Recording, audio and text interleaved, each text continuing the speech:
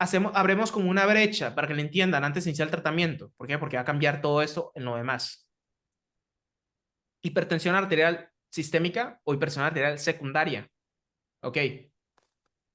Posibles diagnósticos, ¿cuándo los vamos a buscar? O sea, ¿cuándo podemos considerar, es que sabes que esta persona no tiene hipertensión arterial primaria, porque entonces ya no va a recibir yecas o aras, ¿ok? Por ejemplo, de las más comunes, doctores, por ejemplo, en esta tabla que resumen el manual de Sabatini, básicamente aquí te ponen, oye, ¿sabes qué? Pueden haber enfermedades renales, endócrinas y otras, ¿no? Por ejemplo, vean acá, coartación de la aorta, ¿ok? Por ejemplo, enfermedades renales, ya les había comentado, enfermedad renovascular, sobre todo la estenosis renal, 90% te lo va a dar una placa de ateroma. O sea, ¿qué quiere decir? Que las placas de ateromas no nada más se acumulan en las arterias coronarias. Por lo general le encanta acumularse en la aorta abdominal. ¿Ok? Le gusta acumularse en la aorta abdominal la grasa, no tanto en las arterias coronarias. ¿Ok? Bien. Entonces, y si es joven, pues buscamos que no tenga una displasia fibromuscular. Decía, adelante, doctor. Lo primero que se viera en una, o sea, si un paciente joven llega con hipertensión, o bueno, tiene la presión, Presión lo arterial primero alta. que debo pensar es si tiene una estenosis renal por medio de una Eh, tomografía abdominal. Sí, y la otra es buscar síndrome de mata blanca, ¿no? ¿Qué tal si es un muchacho de 19 años, él no se quiere enfermar de nada, entonces o sea, por catecolaminas, por estrés, se le sube la presión porque hace vasoconstricción. ¿Se acuerdan de eso, no? Lo que vimos al inicio. Lo del O sea, feocitocroma, ¿no? no te confundas, no te confundas, doc. O sea, a ver, doctor, si ustedes, yo en el examen molar les tomo la presión arterial, todos ustedes van a salir con hipertensión. ¿Sí me expliqué o no? O sea, porque están estresados, pues. O sea, tú tienes que quitarte el ejemplo, o sea, tú tienes que quitarte que no tengas estrés. O sea, evitarte, por eso lo vas a tomar en casa, ¿ok? Ya no tienes el doctor enfrente. O sea, imagínate, doctora Samantha, no sé si el doctor que está enfrente de ti pues, sea tu crush, ¿no? O fue tu novio de la secundaria, no puede ser. Entonces, o sea, no estoy hablando de un feocromocitoma. El feocromocitoma sería en otro escenario, ¿ok? Primero, antes que nada, doctora Martinovic va a ser síndrome de bata blanca. Y ya después ya piensas en feocromocitoma. Espero no te haya confundido, doctora. Sería, doctor, un decir, por ejemplo, un feocromocitoma sería que el paciente o la persona está tranqui estudiando en la escuela o algo y de repente le empieza a oler mucho la cabeza, ¿no? Exactamente, de la nada, uno de ustedes, ¿no? O sea, por ejemplo, Doc, tú en cada feria de salud te tomas la presión arterial, ¿no? Súper bien, súper bien. Pero ahorita la presión es súper alta, siente que se está sale el corazón, palpitaciones, el pulso está súper acelerado, es sudoroso, ¿ok?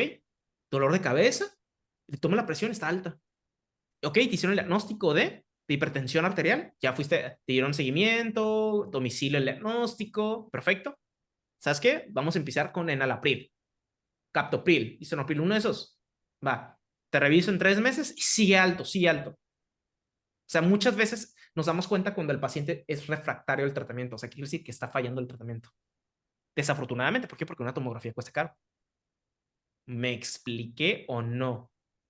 O sea, muchas Si le veces, da, si le da lo del síndrome de la bata blanca, tuviera que esperar los 3 meses para saber si sí es o no. no, porque vienes a la semana conmigo, a las 2 semanas, doctora. Porque A yo, las se dos cuenta, semanas. doctora Martinovic, no sé, no sé, tu amigo Nachito te está tomando la presión arterial. Y dice, oye, amiga, creo que tu presión está alta. Te lo voy a volver a tomar en otros días, pero yo quiero que tú tomes la presión en casa. O sea, te vas a hacer una libreta te vas a apuntar tal hora, tal presión, tal hora, tal presión, tal día, tal presión. Ok, tú nomás ocupas dos valores altos, doctora, con relación a 140-90. Ojo, no 138, 89, eso no sirve. Tiene que tener 140-90. Tienes que tener dos valores. Por ejemplo, el martes salió 155, la sistólica. El jueves salió 153, sistólica. Es hipertensión arterial.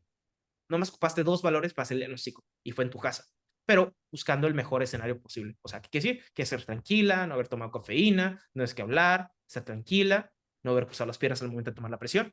Y lo más importante es que tu baumanómetro esté bien configurado, porque si está desconfigurado, puede haber una falla en el diagnóstico. O sea, puede haber un falso positivo. Hace con ambos brazos, ¿no? Lo puede ser en ambos brazos, lo puede ser en un brazo, no importa otra, la diferencia nada más tiene que ser de 1 a 2 minutos.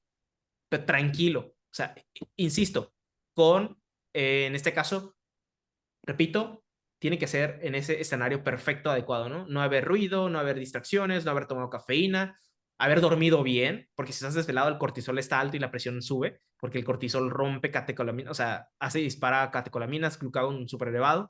Entonces tiene que ser el mejor escenario posible. Por ejemplo, ustedes en verano, como un ejemplo. Doc, entonces, si, por ejemplo, si fuera el caso de que hay un paciente con diabetes y los niveles de cortisol también pudieran estar afectados. Sí, el mismo paciente que tiene diabetes tiene mayor posibilidad de desarrollar, en este caso, hipertensión, secundario a que hay una mayor liberación de cortisol y la otra es pérdida de albúmina y el tener diabetes estimula más el sistema renina-angiotensina aldosterona porque orina Entonces, glucosas. si estuviera un poquito más elevado, a pesar de que ya tuviera un tratamiento controlado, estuviera pues normal. Tú te refieres, O, oye, pero si yo tomo medicamento profilácticamente, o sea, tomé un medicamento, ¿tú crees que mi presión está alta? Si el medicamento es bueno y tú hiciste las medidas higienodietéticas adecuadas, debe estar normal. Pero el problema es ese, es que tú ya estás tomando el medicamento, te hacemos un destete del medicamento y después te valoramos en 2 semanas o 3 semanas. ¿Para qué? Para que tu cuerpo haya desaparecido el efecto del medicamento. Y a ver si es cierto, si con el medicamento funcionas, o sea, eres normal. ¿Me explico? O sea, sí pasa ese escenario, por eso es lo que le decía. Luego llega el paciente loco que toma medicamento antihipertensivo de su mamá y él no quiere tener hipertensión, entonces quiere llegar a la consulta y para que el doctor le diga, usted no tiene hipertensión. Sí pasa. Esta es una arteria coronaria, pero puede aplicar para todo tipo de arteria, ¿no? Por ejemplo, vemos el LDL oxidado, o sea, que no se puede eliminar, ¿ok? Secundario a que falla el receptor LDL, ¿ok? Muchas veces ocupamos, en este caso, estatinas para aumentar la sensibilidad de ese receptor. ¿Para qué? Para que absorba el LDL, ¿no? Entonces, muchas veces el LDL no funciona, entonces por eso usamos estatinas para promover la acción del receptor y comerse literalmente el LDL que se encuentra, ¿no? Ahora, ¿cuál es el problema? Que se va a circulación, o sea, no se absorben ni siquiera en el enterocito o en el hepatocito, pues que se va a ir a circulación, ¿ok? Y le gusta atraparse en la arteriola, en cualquier arteria. En este caso estamos hablando de un ejemplo, puede ser aorta abdominal, puede ser arteria coronaria, ¿sí? Entonces, ese LDL que está oxidado no se puede fragmentar, entonces ocupa macrófagos para comérselos. Literal, los monocitos aparecen y liberan interleucinas, se inflaman, ¿ok? Y obviamente, ¿qué se altera? Tanto la íntima y el músculo liso. El músculo liso, ¿ok? Sobre la íntima y el músculo liso, ahí es donde va a crecer la placa ateroma. Todo el LDL oxidado, ¿no? El colesterol oxidado que no se puede eliminar, ¿ok? Entonces, como se pueden dar cuenta, va a haber una hiperproliferación, sobre todo el músculo liso, y el músculo liso va a querer atrapar, en este caso, o guardar la placa ateroma, ¿ok? Y vean alrededor, se forra de colágeno, se hace fibroso, ¿ok? O sea, quiere decir que se hace resistente, pero eventualmente se puede romper, ¿sí? ¿Por qué? Porque eso genera una especie de flujo turbulento. La hipertensión arterial genera flujo turbulento. O sea, quiere decir que la presión con la que viaja, la sangre con la que viaja a través de la presión que hay en las arterias está aumentada, ¿ok? Si está aumentada esa presión, puede romper, puede, pues literalmente es dar zapatazos el piso. En una de esas van a romper o van a hacer grietas el cemento, pasa el eritrocito, viaja con presión y rompe esa íntima o que está sensible, ¿no? O sea, porque en esa zona, aquí, en esta zona, está sensible con relación a que se puede desfragmentar ese endotelio vascular, ¿no? ¿Ok? Esto es lo que sucede, es una capa fibrosa, pero esa capa fibrosa se puede romper, doctores. ¿Por qué? Por el flujo turbulento. Entonces, ¿qué quiere decir, doctores? Que si un paciente tiene ya aterosclerosis y lo desarrolla hipertensión arterial, le va peor porque en cualquier momento se le puede romper una placa ateroma, De un ¿sí? EBC, ¿no? Y directamente un EBC, ¿por qué? ¿Por qué? ¿Por qué, doc? Porque se hace un trombo y ese Y el trombo se va coágulo se va al directamente cerebro. al cerebro. Exactamente. Eso es lo que le puede a veces pasar a un paciente con fibrilación auricular, ¿ok? Ok. Pero sin la necesidad de una placa ateroma. Porque muchas veces ustedes pensarían, no, es que la placa ateroma ocasiona el trombo. No, no, no. Puede haber un trombo solito, ¿ok? Ese trombo y viaja directamente al cerebro, ¿no? Por ejemplo, Sí, ¿qué el quiere decir? trombo puede Una ser por la fibrilación. aterosclerosis.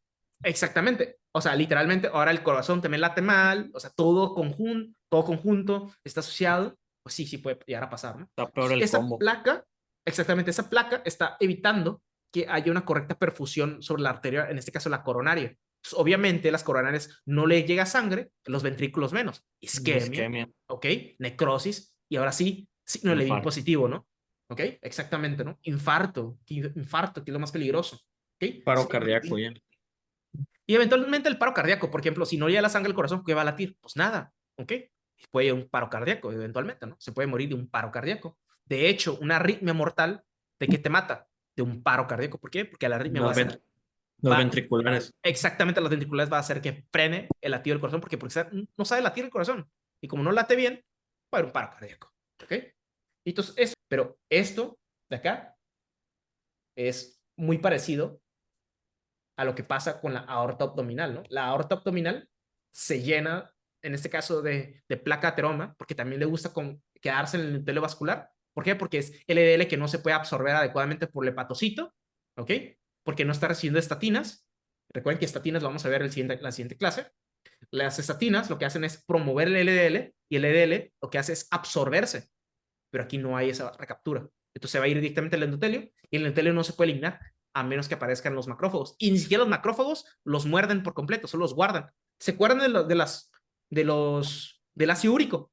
Pasa lo mismo, no se puede desfermentar. Entonces, esto es lo que sucede con relación a la placa de ateroma, ¿no? Por eso les decía que los pacientes con hipertensión arterial se asocian que están con la mayoría de sobrepesos, con sobrepeso. Esa placa de ateroma, ¿ok?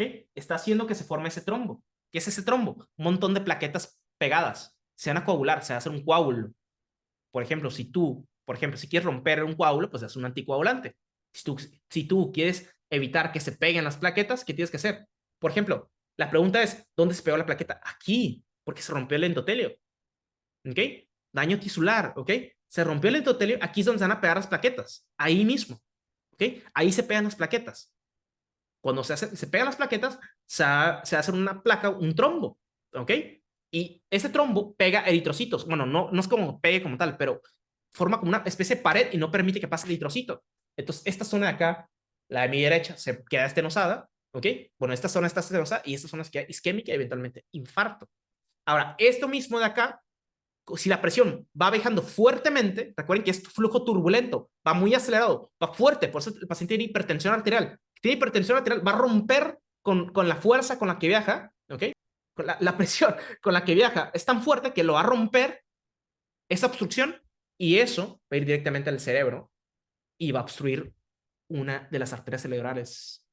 Va a obstruir una de las arterias cerebrales. ¿Ok? Va a obstruir una de las arterias cerebrales. Un alteplaza y se va, doc.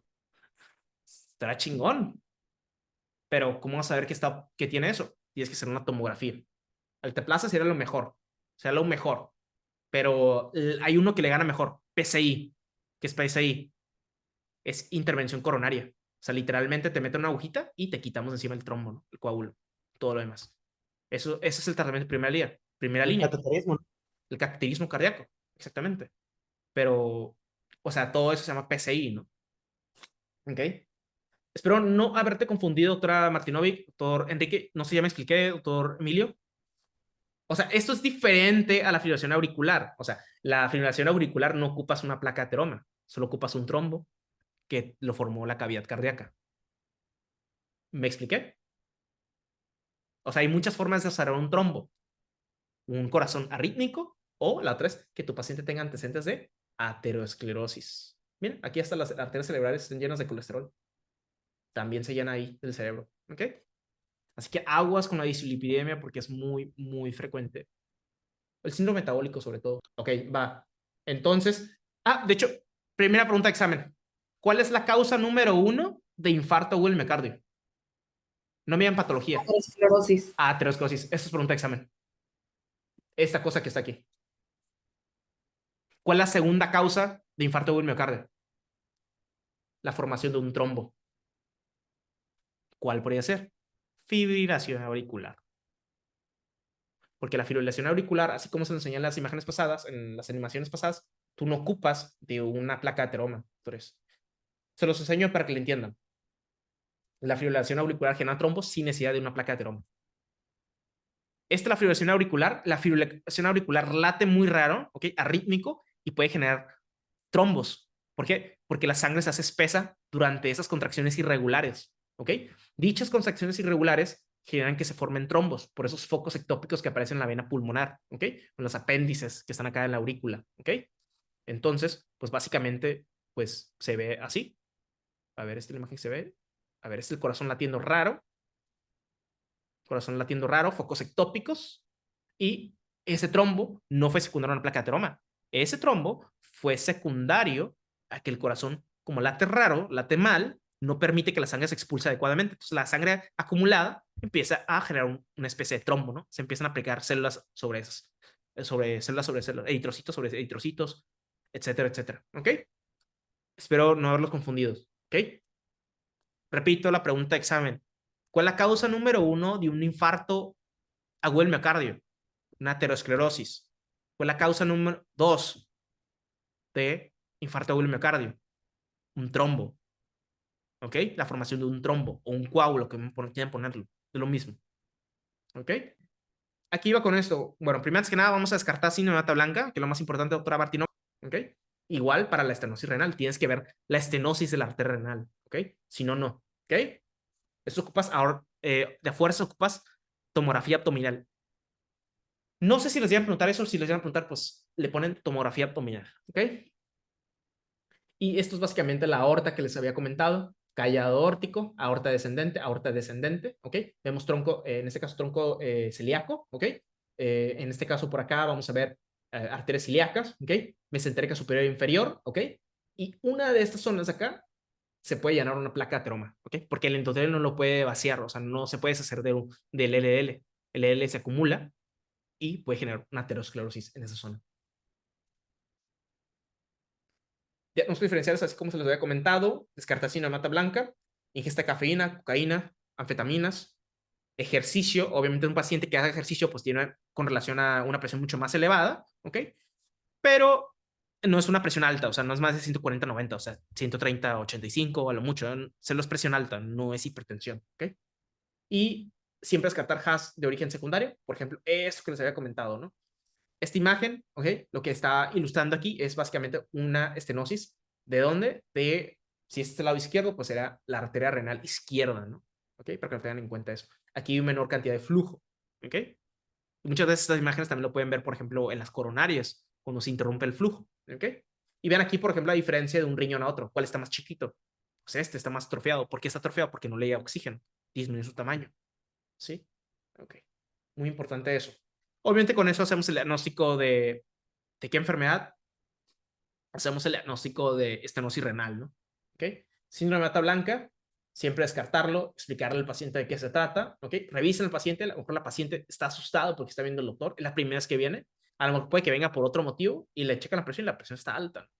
Entonces, por eso mismo hay que tener en cuenta eso. Es un problema utilizar estos tipos de barométros manuales, a veces se desconfigura, entonces prefiero 1000 veces utilizar hombro, o sea, inalámbricos mucho mejor, ¿ok? Porque estos se desconfiguran, siempre se desconfiguran, ¿eh? Y la otra es, pues, antes de llegar al consultorio, antes de tomar los signos vitales, pues, sácale plática a la paciente, ¿ok? Sácale el chisme, ¿ok? ¿Para qué? Para que se tranquilice la persona. Y, obviamente, revisarlo todo, ¿no? Si tienes dudas, obviamente, pues, pedir una tomografía. Si desde el inicio, ¿sabes qué? Pides una tomografía, adelante, lo puedes pedir, ¿ok? Pero, pues, siempre descarta primero síndrome de mata blanca porque es mucho más común, ¿ok? Vean al doctor y se asustan, ¿no?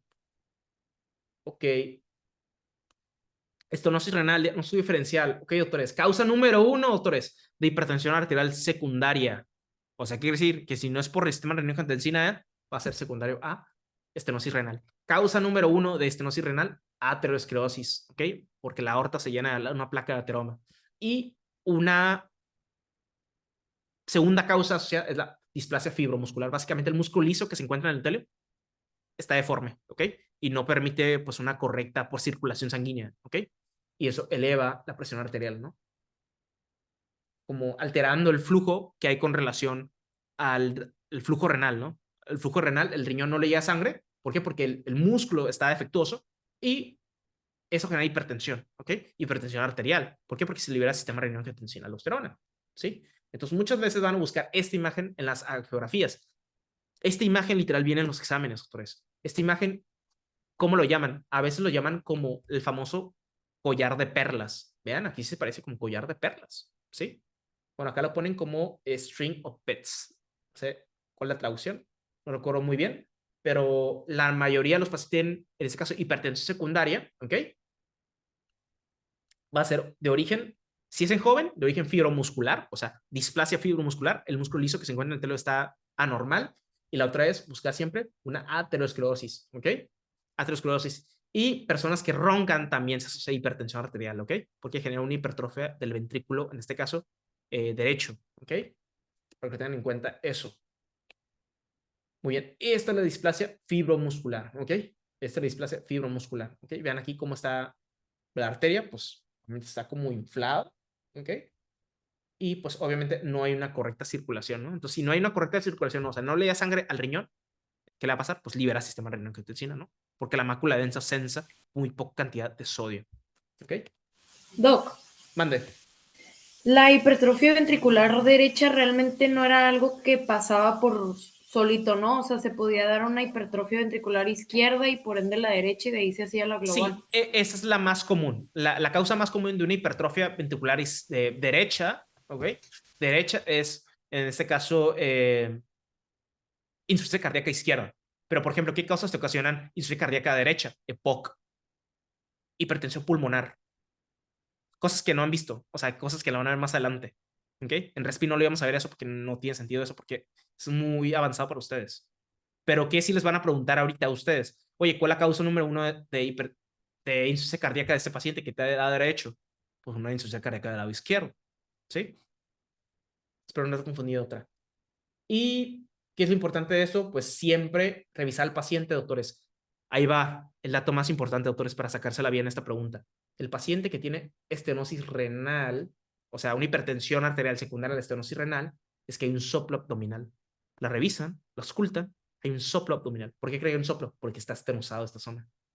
Y genera como un flujo, en este caso más turbulento, y genera una especie de sonido. ¿Ok?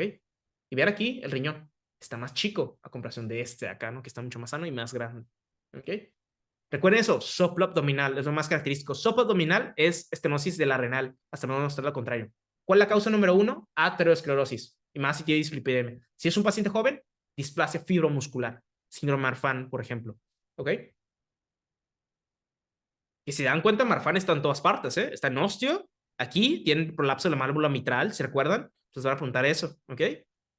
Y también este tipo de enfermedades, ¿no? Esta es lo que les decía, ¿no? La placa ateroma, ¿ok? Vean, por ejemplo, ¿creen que aquí pueda fluir correctamente la sangre? Pues claro que no, ¿no? Eventualmente se genera un trombo y va directamente al cerebro. Y, ¿sabes, doctor? Le haces una autopsia y también tiene una estenosis de la arteria renal, doctor Emilio. Se murió de un evento vascular, pero también tenía una aterosclerosis, ¿no? Muchas veces así le hacen autopsia a los pacientes que se mueren de la nada. O sea, ¿por qué se murió? Se desmayó y ¿por qué se murió? Un evento vascular, ¿no? Pero buscas cuál es el origen y puede haber una estenosis abdominal, ¿no? Estenosis secundaria, una placa de ateroma, doctor Enrique. ¿Ok? Muy bien. Vean aquí el flujo en relación a la tomografía. No se ve. Está muy malo el flujo, ¿sí? Se interrumpe. Entonces, estas imágenes las tienen que buscar en tomografías abdominales, ¿ok? Tanto el feocromocitoma o la estenosis renal, ¿ok? Una arteria. Esta es la placa de ateroma creciendo, ¿ok? Aquí se van infiltrando los monocitos, ¿ok? Y esta es la arteria que se va básicamente obstruyendo, ¿no? No hay un buen correcto flujo. Vean aquí, lo importante es, recuerden, entonces repito, doctora Samantha, doctora Kimberly, doctora Martinovic, soplo abdominal. No soplo cardíaco, soplo abdominal. ¿Qué? ¿Qué es eso? Estenosis renal hasta no mostrar lo contrario. ¿Cuál es la causa número uno? La causa número uno va a tener que ser una placa de ateroma. Ahora, repito, vean cómo va, doctor Enrique, vean cómo va, doctor Altamirano. Si al riñón no le llega sangre, va a subir la renina. ¿Por qué? Porque esta zona está obstruida. ¿Le va a llegar sangre? No, no le va a dar sangre. ¿Okay? Va a subir la presión arterial por medio de la liberación de renina y angiotensina 2, ¿no? Eventualmente. Y va a dispararse todos esos mecanismos que nosotros ya conocemos. ¿Ok? Porque todo esto es secundario a un flujo renal malo. Por ejemplo, el flujo renal Por eso, malo, ¿cuál es este? ¿Cuál es el flujo renal malo? por eso en un tratamiento de hipertensión se puede dar diuréticos. El tratamiento de hipertensión, doctora, ¿por qué te dan un diurético? Porque tienes mucho sodio en el cuerpo. Entonces hay que excretarlo. ¿Me explico? Orinas, sodio. Sí, y creo que en varias patologías nos habían mencionado que cambiaba un poquito el tratamiento si es que tenía una insuficiencia renal crónica. En el insuficiencia renal crónica, a partir del estadio 3, está prohibido el uso de diuréticos y IECAS. ¿Por qué? Porque el riñón ya no funciona. ¿Cómo vas a poner a chambear un riñón chiquitito? lo daña, son nefrotóxicos. O sea, a la larga, los yecas, los ARA y los diuréticos son malos, son perjudiciales. ¿Por qué? Porque es un órgano ya más pequeño, es un riñón no funcional. ¿Ok? Por ejemplo, es como ustedes, les quito los 2 brazos y las 2 piernas, son funcionales y los pongo a caminar. Pues a lo mejor sí caminan, pero caminan mal, ¿no? Básicamente eso. ¿Ok? Sí es lo que sucede otra. Hay un momento en que tú vas a quitar todos los medicamentos. ¿Cuáles son los pacientes más difíciles realmente? Los más difíciles cuando ya tienes, no puedes dar ningún medicamento es daño renal y la otra es daño hepático. Son las personas más difíciles con relación a tratamiento farmacológico. Ok, tratamiento, doctores. Angioplastía. ¿Qué hace la angioplastía? Básicamente modifica, ¿ok? Ya sea, te quita la placa heteroma a la 3, te quita la displasia fibromuscular, te lo arregla. Básicamente es una especie de cirugía estética. ¿Ok? Como un puente, ¿no? O sea, La otra es que te conecta un stent y la otra es que te limpian la placa heteroma porque te pueden dar medicamentos antilipomiantes, doc. O la otra son muy bien. Ok, ¿tienen dudas con estenosis renal? No creo.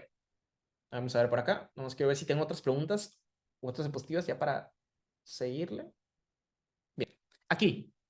Doctores, doctor Emilio, tienes esta paciente, fíjate, tienes una paciente de 36 años de edad, sin antecedentes personales, doc, ¿ok? Pero acude a urgencias por un cuadro de 2 días de evolución. Tiene cefalea, le duele el pecho. Ok, ¿qué pensarían en ese momento? Examen ovular, lo primero que piensan es un síndrome coronario, ¿no? Ok, va, síndrome angina de coronario pecho. agudo. Pero es que si lo dice, tienes cefalea, es que dices, no, pues qué tipo de hipertensión y puede ser si la hipertensión o la otra es una crisis hipertensiva, ¿no? Una Eso emergencia tiene, de hipertensiva. hecho. ¿Ok? Checa la presión. Muy bien, doc. 220 sobre Ya 120. está en crisis hipertensiva Por bastante. el potasio, ¿no? También te puede ahí. ¿Qué trae el potasio? El potasio está bajo, ¿ok? El potasio está bajo, pero el potasio bajo realmente no te va a dar síntomas de ese tipo, doctor Luis, Sí, ¿ok? Pero los niveles de renina y aldosterona están sí los trae elevados. elevados, por eso trae la Ok, presión alta. Con eso. probablemente, ¿no? Probablemente por eso está la presión alta y por eso trae la cefalea. ¿Por qué creen que trae la cefalea? Porque el cerebro no le da sangre. ¿Por qué? Por la vasoconstricción. Veamos, doctor Josué, doctor Luis, doctor Emilio, denme la respuesta. ¿Cuál de las siguientes es la causa más probable de la hipertensión de este paciente, de la paciente? Más de 50 años, no buscamos placas de aromas, pero buscamos sobre todo displasia fibromuscular, ¿no? Por eso la respuesta correcta es una estenosis no aterosclerótica de Sí, las sí, sí. arterias renales o una displasia fibromuscular, que es básicamente esta de acá que acabamos de mencionar. Ahí está. Esta de acá, ¿no? Esta displasia fibromuscular, ¿no? Que Eso se básicamente enchueca, es un estrechamiento de los vasos, ¿no? sí, porque como está mal formado el músculo liso, doc. Por el colágeno, ¿no? Tiene Sí, fallas. exactamente. Por eso les digo ejemplos, por ejemplo, puede ser Marfan, porque Marfan le encanta afectar colágeno, ¿ok? Ok. Y elastina, sobre fibrina y elastina. Crisis hipertensiva. La crisis hipertensiva, así como lo habíamos comentado hace un momento, la presión tiene que ser más de 180 sobre 120, ¿ok? Puede ser cualquier valor, ¿ok? Pero la urgencia es que se refiere a que no tengo un órgano dañado, o sea, que no hay cefalea, no hay dolor torácico, pero lo encuentras en la expresión física y trae la presión elevada. Y la emergencia hipertensiva, pues obviamente es un paciente que tiene daño a órgano blanco, por ejemplo, la otra persona, nuestro otro paciente, esta persona tenía una emergencia hipertensiva. Por ejemplo, pueden que el día viernes no les quiten todo esto y les preguntan, oye, ¿cuál es el diagnóstico? Ni siquiera te preguntan de teología. Esto preguntó de teología. La pregunta es, de aquí, doctor Nacho, es, oye, ¿cuál fue el origen? O sea, más bien, ¿cuál es el diagnóstico de esta crisis hipertensiva? ¿Cuál, doctores? Repito, emergencia hipertensiva. ¿Ok? No crisis hipertensiva. ¿Ok? Ahora, doctor, ¿pero qué pasa si le ponen ahí los doctores hipertensión maligna? No, está mal. Este término ya no se utiliza. ¿Ok? Ahora se utiliza crisis hipertensiva severa, pero se subdivide en urgencia o emergencia. ¿Ok? Maligna era como asustarte. O sea, por eso lo quitaron ese término, porque los pacientes les asusta ese término. Maligna. ¿Cáncer? ¿Qué? No, no, no, no, no. Cáncer no, yo no puedo tener. Entonces, quitarme ese término ya no se aplica, ¿ok? ¿Y cuál es el mecanismo por el cual ocurre eso? Sistema renina-angiotensina, aldosterona, ¿no? ¿Ok? Y hay una necrosis fibroide, o sea, si por ejemplo se hace una autopsia, una biopsia a ese paciente, alrededor de las arteriolas se encuentran todas fibrosadas, ¿no? Esos datos son súper patológicos, súper patognomónicos de la crisis hipertensiva, ¿ok? ¿Qué otras cosas pueden tener? Por ejemplo, hipertensión intracraniana. Por lo general, los pacientes refieren que ya no pueden ver o tienen dificultad con relación a la agudeza visual y tienen cefalea. Y la otra es que la mayoría de doctores debutan con un evento cardiovascular. ¿Ok? Hay un 2%, por ejemplo, embarazo complicado, por ejemplo, con preeclampsia, eclampsia, feocromocitoma, que representa más o menos el 1%, y otros pacientes que también que usan drogas, en este caso anfetaminas, suben la presión y pueden desarrollar una crisis hipertensiva.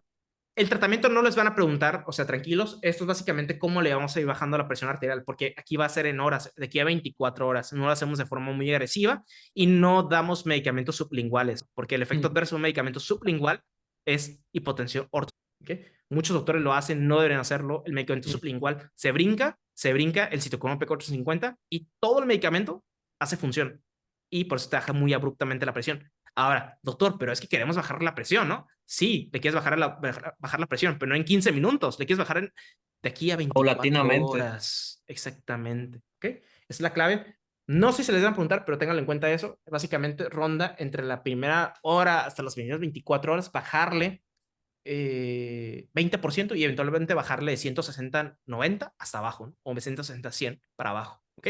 No es abruptamente, repito, no es abruptamente. Si lo consigues con un medicamento sublingual, pero está prohibido dar un sublingual. ¿Por qué? Porque genera hipotensión ortostática. O la otra es hipoperfusión de otros órganos. ¿Ok? Para que tengan en cuenta eso. Este es el tratamiento que había comentado el doctor Luis, por ejemplo, hace un momento, al inicio, me acuerdo que había comentado acerca de por ejemplo, había comentado acerca de la betalol, ¿ok? La betalol es muy buena opción, pero dependiendo también de qué tipo de emergencia hipertensiva, o su origen más bien, en la etiología con relación al órgano que está afectado, ¿no? Por ejemplo, si es el cerebro, te conviene mejor un nitroprusiato de sodio. Va. ¿Okay? Esto no creo que sea preguntable, esta diapositiva no creo, pero esta diapositiva acá sí es preguntable, ¿ok? No tanto el mecanismo por el cual, pero sí te pueden preguntar, oye, en la patología, si le haces una biopsia a este paciente que les encuentra necrosis fibrinoide, ¿ok? Y la otra es, doctores, las cifras tensionales se los van a preguntar, ¿ok? Se los van a preguntar estos. ¿Cuándo es emergencia? ¿Cuándo no es emergencia? La emergencia tiene un órgano ya dañado. Por ejemplo, acá, este paciente, cefalea, ¿ok? Dolor de pecho, torácico, eso es un órgano ya afectado, ya tienes al menos uno. El riñón orina, ¿ok? Oliguria, anuria, ¿sí? Más y más cosas, ¿ok? Respuesta, ¿cuál es la causa más común de hipertensión secundaria en adultos?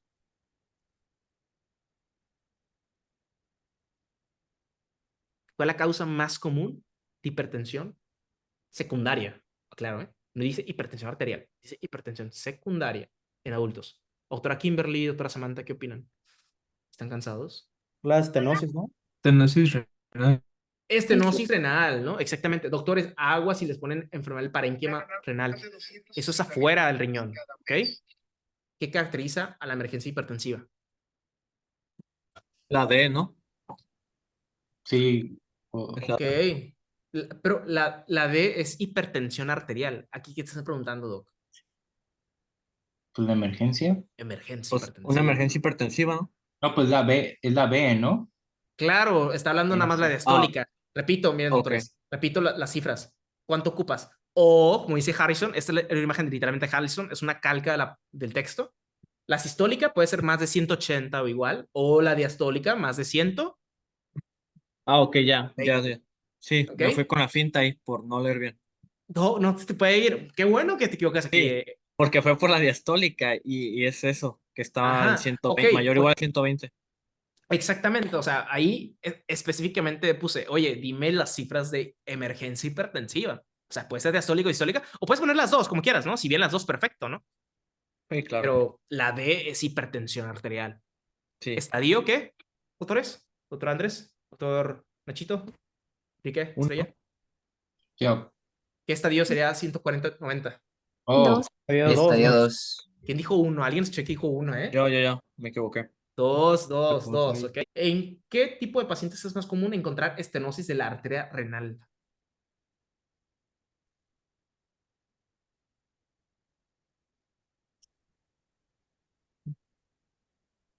Bueno, probablemente no se dan cuenta, pero me equivoqué de La A. ortografía. Estenosis arterial.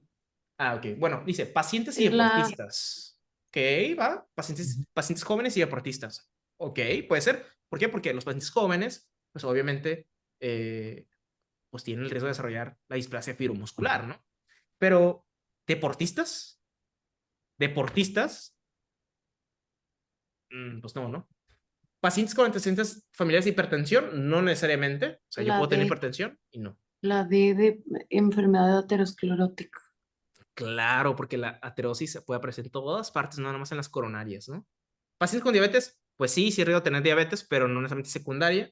Y antecedente de fiebre reumática, ni al caso, una fiebre reumática, es por el estreptococo, ¿no? Muy bien. Doctores, ¿ok? ¿Cuál es la causa número 1 de estenosis renal, la más común de todas? La placa, ¿no? Y ojo, si fuman, aumenta más el riesgo de tener más rápidamente estenosis, ¿ok? Pero doctor, es que usted dijo fibrosis, pero displasia fibromuscular en jóvenes. Pues sí, pero ¿cuál es el problema? Que la displasia fibromuscular no todos lo presentan. Por ejemplo, si ustedes revisan por acá la epidemiología, mucho más específico, vean, por ejemplo, esto. Solo representan el 10% de pacientes y es en mujeres específicamente lo más común, pero aterosclerosis representa el 90%. ¿Okay? A ver, 64 años de edad, dolor torácico intermitente, sus antecedentes relevantes como para hipertensión y tabaquismo. Una semana después, su presión arterial 190, 120, ¿no? ¿Crisis hipertensiva, sí o no? Sí, crisis hipertensiva, ¿ok? Ya, sí Y es. tiene, ok, ¿cuál? ¿Urgencia o emergencia? Pues primero hay que ver si tiene síntomas o no. Daño a ¿Tiene dolor órganos. torácico? Sí hay. Entonces, emergencia hipertensiva, ¿verdad? Mm. Ok. Esto de acá, que viene, o sea, estas opciones que vienen A, B, C, D, puede que ni vengan solo el examen, pero ¿cuál sí pregunta va a hacer? Oye, ¿qué diagnóstico tiene? ¿Tiene hipertensión arterial, Nacho? ¿Tiene crisis hipertensiva? ¿Qué tipo? ¿Hipertensión tipo emergencia? ¿Hipertensión tipo urgencia? ¿Cuál tiene? Si trae crisis hipertensiva y trae daño a órgano blanco, dolor torácico, probablemente trae un infarto, ¿ok? O una disfunción aórtica. Entonces, ¿cuál es el diagnóstico? Una emergencia hipertensiva, ¿verdad? ¿Ok? Muy bien. Le hace una radiografía, un electrocardiograma, todo sale normal, ¿ok? Descartamos infarto, ¿ok? No podemos hacerlo directamente si no tenemos troponinas. ¿Cuál es la causa más probable o el empeoramiento de la hipertensión de este paciente? Vean aquí, doctores, al paciente ya le dieron propranolol, 40 miligramos, 2 al día. Hace 30 años tuvo un antecedente de hipertensión, o sea, desde hace 30 años tiene antecedente de hipertensión, le dan tratamiento y el paciente ahorita mismo está rebutando con una emergencia hipertensiva. ¿Cuál puede ser la causa? Probablemente yo la respuesta ahorita. Una estenosis de la arteria renal. Tiene 64 años, tiene tabaquismo, que es el factor de riesgo para también desarrollar una estenosis por acumulación por daño en el utelio. Daño en el utelio, mucho mayor facilidad y su utilidad para acumularse LDL, ¿no? No oxidado. ¿Ok? Esto de acá. Voy rápido porque ya sé que te quieren irse, pero espero que le estén entendiendo, ¿ok? Voy rápido, pero no tan rápido. ¿Qué complicaciones pueden surgir de una reducción rápida de la presión arterial en pacientes con hipertensión maligna? O sea, ¿qué quiere decir? Que tiene ya sea crisis hipertensiva de tipo urgencia o tipo emergencia. Si le bajan rápidamente la presión arterial, ¿qué le pasa? Si de por sí los órganos no le llegan y tú le bajas toda la presión, hay una, ¿de qué? Adelante. Mala perfusión, ¿no? Exactamente, ¿no? Muchas personas, de hecho, terminan con daño renal. ¿Por qué? Porque le bajan muy rápidamente la presión arterial. Y la otra es que desarrollas un síncope vagal. No un síncope vagal, una disculpa, quiere decir hipotensión ortostática, ¿no? Para que tengan en cuenta eso. Si tú bajas abruptamente la presión periférica, los órganos no le llegan sangre. Y eso a veces pasa. Por ejemplo, darle medicamentos tipo sublinguales. Un síncope, exactamente un síncope, porque el cerebro no le llega sangre. ¿Ok? ¿Cuál es la recomendación general para el manejo de pacientes con hipertensión maligna? Bueno, eso lo puse hace un momento acá. No creo que les vayan a poner eso, pero básicamente es eso. Van a hospitalizar al paciente y reducir la presión arterial de manera controlada y gradual. Esto que ven aquí de 160 a 90 en 2 horas, no, es en la primera hora. O sea, la primera hora tu objetivo es llevarlo más o menos a 160, 90. ¿Ok? Pero no. Lo primero es que nada, que si viene el examen, muy probablemente con cifras tensionales, por ejemplo, este paciente de acá, doctores, ¿qué le van a hacer primero? Lo van a hospitalizar, le van a dar tratamiento, le van a pedir tomografía, más cosas, ¿no? Pero lo primero es que nada, ese hospital, no puede irse a casa. Eventualmente las complicaciones, ¿cuáles van a ser? una hipertrofia ventricular de tipo concéntrica. Recuerden que al inicio les dije excéntrica, no, es concéntrica. ¿Por qué? Porque tiene que acumular toda la presión que hay con relación al gasto cardíaco, ¿no? Tiene que acumular sangre, lo tiene que acumular para lanzarlo eventualmente, ¿no? Es concéntrica, ¿ok? Sobre todo es del lado izquierdo, ¿ok? Va a generar una falla diastólica. ¿Por qué una falla diastólica? Porque no se llena adecuadamente, porque está chiquito, ¿ok? No hay tanto espacio, ¿sale? Entonces va a generar una falla diastólica. Y la eyección por lo general va a estar como conservada, ¿ok? Es lo primero. Pero eventualmente, mientras menos sangre le das metiendo, menos sangre va a ir expulsando. Entonces la mayoría de las fallas cardíacas terminan en falla cardíaca reducida, con gasto reducido, ¿ok? Y diagnósticos diferenciales, obviamente, arritmias, sobre todo en jóvenes. Las personas que tienen arritmia, los niños, los jóvenes que se murieron. Que un deportista está en el campo y se desmaya, es porque tenían una hipertrofia ventricular, muy probablemente, pero no es secundaria hipertensión. Ellos tienen otro tipo de hipertrofia ventricular, ¿ok? Pero para que tengan en cuenta eso. Lo más importante es con relación al ventrículo, les van a preguntar, oye, ¿qué está agrandado? ¿Cómo está agrandado? Es hipertrofia ventricular izquierda de tipo concéntrica, ¿ok? Va, eso es lo que les van a preguntar. Ok, más rápido. Tienes un paciente masculino de 56 años, doctora Kimberly y doctor Emilio, ¿ok? Tras verse involucrado en un accidente automovilístico, fallece, ¿ok? Le hacen una autopsia y le encuentran que la aurícula izquierda está hipertrofiada, la aurícula izquierda está hipertrofiada, el miocardio izquierdo está aumentado de tamaño, o sea, está hipertrofiado también. El grosor de la pared del ventrículo izquierdo también está aumentado. Con relación a los cambios anteriores, ¿cuál de las siguientes opciones probablemente se encuentra asociado a las condiciones, a las siguientes condiciones? O sea, todo lo que contraste se asocia a algo de aquí. Tiene 56 años. Obviamente no sabemos cuál es el historial del paciente porque falleció simplemente nada más. Le hicieron autopsia, le encontraron que el corazón está agrandado, tiene cardiomegalia. Y si ustedes buscan cuáles son las causas más comunes de hipertrofia cardíaca, obviamente es hipertrofia secundaria hipertensión arterial. ¿Ok? No creo que así se los vayan a preguntar, pero esto es básicamente más como práctico, o sea, para que entiendan, ok, la causa número uno del mundo de por qué un corazón está grandote en la población general es secundaria hipertensión arterial maltratada, ¿sí? Estos son los tipos de hipertrofia que había comentado al inicio, que es concéntrica o excéntrica, ¿ok? Ok, este es el último diagnóstico diferencial y ahora sí ya sigue tratamiento, ¿ok? Muy rápido. Feocromocitoma es un tumor neuroendocrino, doctores. Dicho tumor neuroendocrino, ¿ok? Secreta catecolaminas. Lo vimos al inicio de la clase, ¿ok? Es un paciente joven por lo general, ¿ok? Y ven, por ejemplo, acá, esporádico en la cuarta, quinta década de vida y la otra es en la primera y la segunda década de vida. O sea, tienen como dos picos diferentes, ¿ok? Entonces, para que lo tengan en cuenta, solo representa el 0.5 por ciento de casos de hipertensión arterial. O sea, muy poco, ¿ok? Pero igual tienen que pedir una tomografía para buscar en este caso, un tumor de las glándulas suprarrenales, ¿ok? Secretor de catecolaminas, ¿cuáles principalmente? Epinefrina y norepinefrina. Es que normalmente trabaja la glándula suprarrenal, o sea, ¿en qué momento va a secretar hormonas? Pues cuando el cerebro ordene que hay que liberar catecolaminas, ¿no? En ese momento. ¿Y cómo lo estimula? Pues a través de nervios espinales, ¿ok? Que están literalmente inyectados o atravesados a través de la glándula y se libera, en este caso, pues hormonas o catecolaminas, etcétera, ¿no? ¿Ok? Esto es lo que les decía, autores. No creo que le lleguen a poner esta imagen en el examen. Eso lo van a ver en quinto semestre o en bioquímica a lo mejor. Pero probablemente si lo vieron en bioquímica, si ya vieron endocrino en bioquímica, ya tienen que conocer esto. ¿Ya vieron endocrino en bioquímica? No estoy seguro. Pero bueno, aquí tenemos corteza y tenemos médula. La corteza se divide en zona glomerulosa, fascicular y reticular. La que les van a preguntar, autores, es la zona médula, la zona de la médula. Esta zona de la médula, hay unas células que se llaman cromáfines, ¿ok? Esas células son las que liberan catecolaminas, ¿ok? Repito, liberan catecolaminas. ¿Cuáles principalmente? Epinefrina y norepinefrina, ¿ok? Repito, el nombre. ¿Cómo se llaman las células que liberan catecolaminas? Eso también va a venir en el examen. Células cromáfines. ¿Lo tienen? Células cromáfines. ¿Dónde se encuentran? Pregunta examen. En la médula, ¿ok? En la médula. Ok, si les quitaron temas, ok, pónganlo que no, pero si lo saben, mejor no saberlo, ¿ok?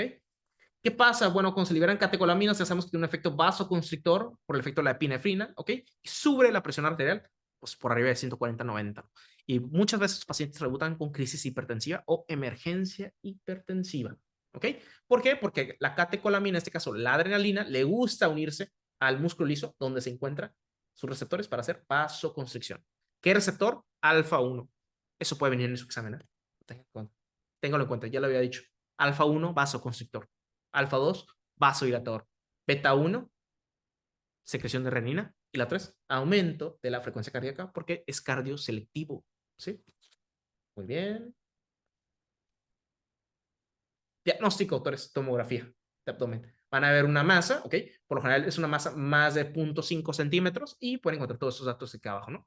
Pero lo más importante, no creo que les lleguen a preguntar esto, pero si les llegan a preguntar, oye, ¿qué estudio ocupas? Una tomografía de abdomen, ¿ok? Es lo primero, una tomografía de abdomen. Es un paciente joven con crisis hipertensiva, ¿ok? Y tiene la clínica, por ejemplo, con la clínica de esos pacientes, la triade, cefalea, está sudando, está palpitando, tiene taquicardia, es un paciente joven, búscale un feocromocitoma, ¿ok? Bien. Y, por ejemplo, le pueden poner una especie como de tipo de antidoping. En orina le pueden medir niveles de, en este caso, de metanefrinas, que son anfetaminas urinarias. ¿Ok?